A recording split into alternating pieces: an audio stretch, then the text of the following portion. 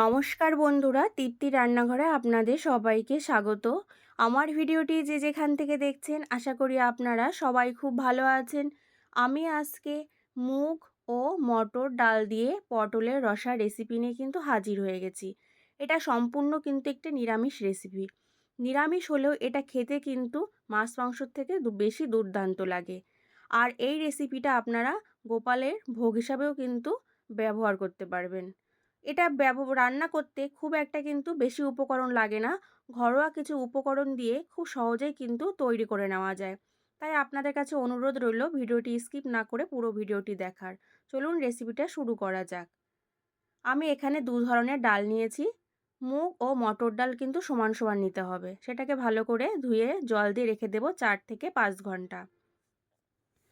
৫ ঘন্টা হয়ে গেছে, দেখুন ডালটা ফুলে উঠেছে। এবার ভালো করে প্রথমে কিন্তু জলটাকে ঝরিয়ে নেব। ডালের জলটা আমার ঝরানো হয়ে গেছে, দিয়েছি ৪টে কাঁচা লঙ্কা আর আদার টুকরো। এবার এটাকে খুব ভালো করে কিন্তু বেটে নিতে হবে, একদম মিহি করে। ডালটাকে কিন্তু আমি মিক্সি করে নিয়ে এসেছি, আপনারা চাইলে শিলনোড়াতেও বেটে নিতে পারেন। আমি এখানে কিছু মশলা নিয়েছি, ১ চামচ নিয়েছি গোটা জিরে, আদা আর কাঁচা লঙ্কা। ঝালটা নিজেদের স্বাদ অনুযায়ী নেবেন। এই ৩টেকে কিন্তু খুব ভালো করে বেটে নিতে হবে। আর কাজু বাদাম নিয়েছি ৬টা আর ১ চামচ পোস্ত, এই দুটোকে আলাদা করে বেটে নিতে হবে। দেখুন মশলাগুলো আমার কিন্তু বাটা হয়ে গেছে। গ্যাস অন করে কড়াই বসিয়ে দিয়েছি। এবার কড়াইয়ের মধ্যে দিয়ে দেব পরিমাণ মতো সাদা তেল। এটাকে রান্নায় কিন্তু সাদা তেলই ব্যবহার করতে হবে। তেলটাকে প্রথমে হাই ফ্লেমে ভালো করে গরম করে নিতে হবে। এবার যে ডালটা বেটে রেখেছিলাম সেই ডালটা থেকে অল্প অল্প ডাল নিয়ে ডালের বড়া আকারে করে নেব। আমি ডালটার ভিতর কিন্তু একটু লবণ আর হলুদ দিয়ে কিন্তু ভালো করে মাখিয়ে রেখেছিলাম। সেই মাখানো ডালটা এবার ছোট ছোট আকার করে দিয়ে ভালো করে ভেজে নিতে হবে।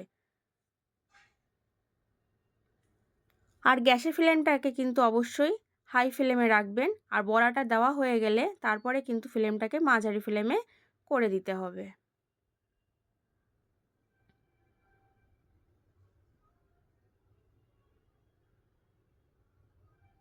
বড়াগুলো আমার দেওয়া হয়ে গেছে। এবার ফ্লেমটাকে আমি মাঝারি ফ্লেমে করে বড়াগুলোকে উল্টে পাল্টে ভালো করে কিন্তু ভেজে নেব।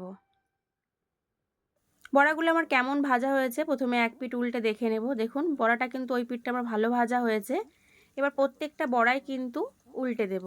আর উল্টানো কাজটা কিন্তু একটু তাড়াহুড়ো করা যাবে না, হাতে সময় নিয়ে করতে হবে। তাড়াহুড়ো করলে কিন্তু বড়াগুলো ভেঙে যেতে পারে, তাহলে কিন্তু আর খেতে একদমই ভালো লাগবে না। ঠিক সেই কারণে হাতে সময় নিয়ে কিন্তু বড়াগুলোকে উল্টে দিতে হবে।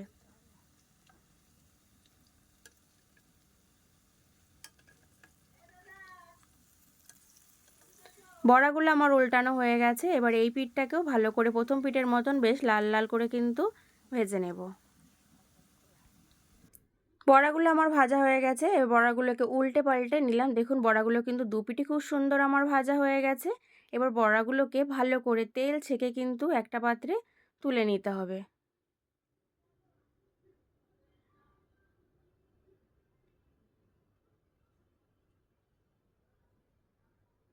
বড়াগুলো আমার তোলা হয়ে গেছে। ওই তেলেই দিয়ে দেবো এবার আলুর টুকরো। আলুগুলোকে ভালো করে খোসা ছাড়িয়ে বেশ একটু বড় বড় করে নিয়েছি। আর আলুগুলোকে একটু মাঝখান থেকে কিন্তু আমি কেটেও নিয়েছি, কারণ তাড়াতাড়ি গলে যাবে। ঠিক সেই কারণে কিন্তু আলুগুলোকে একটু মাঝখান থেকে কেটে নিয়েছি, কারণ আলুগুলো যেহেতু আমি বড় বড় টুকরো করেছি তাই। এবার আলুগুলোকে ভালো করে একটু প্রথমে সুন্দর করে একটু সাজিয়ে দেব। সাজিয়ে আলুগুলোকে হাই ফ্লেমে উল্টে পাল্টে ভালো করে কিন্তু ভেজে নিতে হবে। আলুগুলো আমার ভাজা হয়ে গেছে। দেখুন আলুগুলোকে কিন্তু ঠিক এরকমভাবেই ভাজতে হবে, তাহলে কিন্তু আলুগুলো খেতে ভালো লাগে। এবার প্রত্যেকটা আলুই ভালো করে তেল ছেঁকে কিন্তু একটা পাত্রে তুলে নিতে হবে।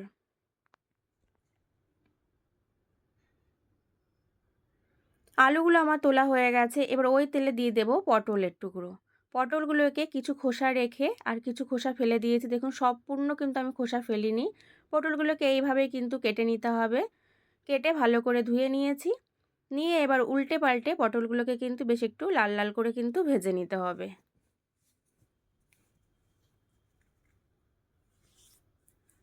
পটলগুলো আমার ভাজা হয়ে গেছে, এর থেকে আর আমি বেশি ভাজবো না। এবার পটলগুলো ভালো করে তেল ছেঁকে আবারও কিন্তু একটা পাত্রে তুলে নিতে হবে। যে তেলে পটল ভেজেছিলাম সেই তেলের মধ্যে দিয়ে দেবো একটা শুকনো লঙ্কা আর গোটা জিরে। এবার ফোড়নটাকে একটা হালকা সোনালি কালার করে ভেজে নিতে হবে। যখন ফোড়নটা থেকে একটা সোনালি কালার হবে আর সুন্দর একটা গন্ধ বেরোবে, লঙ্কাটা একটু কালচে হয়ে আসবে, তখন এর মধ্যে দিয়ে দেবো বাটা মশলা। বাটা মশলাটার মধ্যে আছে আদা, জিরে আর কাঁচা লঙ্কা। এবার মশলাটাকে একটু ভালো করে কষিয়ে নিতে হবে, যাতে মশলাটা থেকে কোনো রকম কাঁচা গন্ধ না আসে। মশলাটা আমার কষানো হয়ে গেছে। এবার এর মধ্যে দিয়ে দেবো মাঝারি সাইজের একটা টমেটো বাটা। এবারে টমেটো বাটাটাকেও ভালো করে কষাতে হবে, যেন টমেটোর থেকেও কোনো রকম কাঁচা গন্ধ না আসে।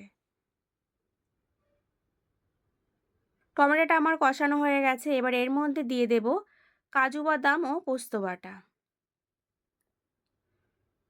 আর দিয়ে দেবো ফাটানো টক দই। আর দিয়ে দেবো স্বাদ মতো লবণ ও পরিমাণ মতন হলুদ গুঁড়ো। আর দিয়ে দেবো 1 চামচ কাশ্মীরি লঙ্কার গুঁড়ো। এটা সম্পূর্ণ কিন্তু আমি কালারের জন্য ব্যবহার করেছি। এবার সব মশলাগুলোকে কিন্তু ভালো করে কষিয়ে নিতে হবে। আর মশলাগুলো কিন্তু হাই ফ্লেমে কষানো যাবে না। ফ্লেমটাকে একদম লো ফ্লেমে হাতে সময় নিয়ে ভালো করে একটু কষিয়ে নিতে হবে। আর মাঝে মাঝে কিন্তু একটু নাড়াচাড়া করে দিতে হবে। না নাড়াচাড়া করলে কিন্তু পাত্রের নিচে লেগে যেতে পারে, তখন এটা খেতে ভালো লাগবে না। আর দইটাকে ডাইরেক্ট ফ্রিজ থেকে ব্যবহার করবেন না, সাধারণ তাপমাত্রা এনে কিন্তু ব্যবহার করতে হবে।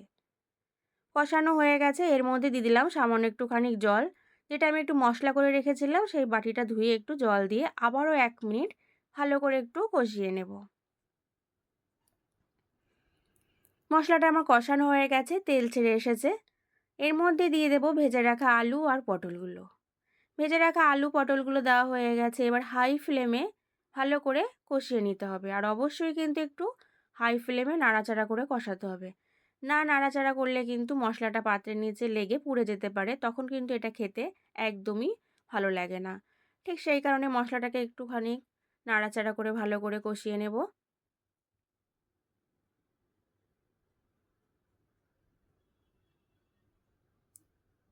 আলু আর পটলটা ভালো করে কষানো হয়ে গেছে। এর ভিতর দিয়ে দিলাম একদম ছোট চামচের 1 চামচ চিনি। চিনি দিলে কালারটা খুব সুন্দর হয় আর স্বাদটাও কিন্তু খুব ভালো হয়। আবারও আমি 1 মিনিট একটু ভালো করে কষিয়ে নেব। ভালো করে কষানো হয়ে গেছে। এবার এর মধ্যে দিয়ে দেব পরিমাণ মতন জল। এখানে কিন্তু জলের পরিমাণটা একটু বেশি দিতে হবে। সবকিছু ভালো করে মিশিয়ে এবার এটাকে হাই ফ্লেমে কিন্তু 2 মিনিট ভালো করে জাল করে নিতে হবে। ভালো করে জাল উঠে গেছে। এবার এটাকে ঢেকে দেব মাঝারি ফ্লেমে 5 থেকে 7 মিনিটের জন্য।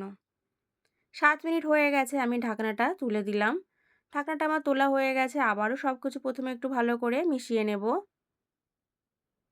সবকিছু ভালো করে আমি একবার মিশিয়ে দিয়েছি। এবার যে ডালের বড়াগুলো ভেজে রেখেছিলাম, সেই ডালের বড়াগুলো দিয়ে দিয়েছি। দিয়ে সবকিছু ভালো করে মিশিয়ে নিতে হবে। মেশানো হয়ে গেলে এবার কিন্তু লো ফ্লেমে ঢেকে দিতে হবে 2 থেকে 3 মিনিটের জন্য। এবার কিন্তু হাই ফ্লেমে রান্না করা যাবে না, কারণ বড়ায় কিন্তু অনেকটা ঝোল টেনে নেবে। ঠিক সেই কারণে একদম লো ফ্লেমে ঢেকে দিতে হবে। 3 মিনিট হয়ে গেছে, ঢাকনাটা আমি তুলে নিলাম। ঢাকনাটা তুলে আমি এর ভিতর মিশিয়ে দিলাম 1 চামচ ঘি। আর দিয়ে দেবো এখানে গরম মশলা বাটা। বাটা গরম মশলাটার মধ্যে আছে একটা দারচিনি, 2টো এলাচ, 2টো লবঙ্গ। আমি এখানে মশলাটা বেটে দিয়েছি, আপনারা চাইলে গুঁড়ো মশলাও দিতে পারেন। এবার সব কিছু আবারও ভালো করে মিশিয়ে 1 মিনিটের মতন আবারও রান্না করে নেব। তার থেকে কিন্তু বেশি রান্না করব না, ঠিক 1 মিনিট।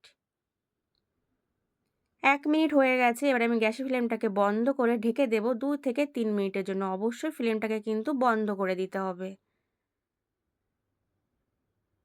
2 মিনিট হয়ে গেছে, আমি ঢাকনাটা তুলে দিলাম। ঘি এবং গরম মশলা দিয়ে ঢেকে দিলে এই যে মশলাটার আর ঘিটার একটা গন্ধ আছে, সেটা সব কিছুর সাথে খুব ভালো করে মিশে যায়। ঠিক সেই কারণে কিন্তু আমি এখানে ঢেকে দিলাম। আমার কিন্তু মুগ ও মটর দিয়ে পটলের রসা রেসিপিটা কিন্তু তৈরি হয়ে গেছে।